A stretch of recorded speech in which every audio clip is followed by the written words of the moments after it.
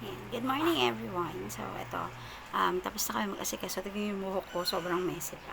So, ito si Baby Zay namin. So, we are on 3rd week na. So, 3 weeks na si Baby Zay natin. Huwag niyo man tignan mo, please. Pinagdamot, diba?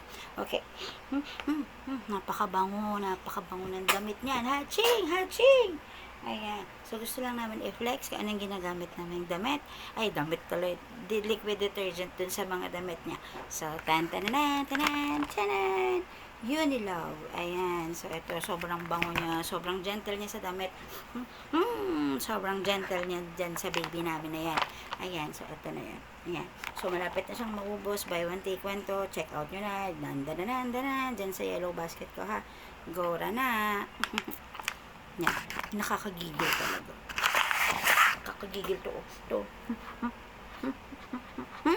Namula na naman siya. Pinanggigilan na naman namin. Bye. Check out nyo na. Nasa yellow basket ko. Buy one, take one to. Goods to. Sobrang bango. Gentle pa siya. Napakalambot sa damit.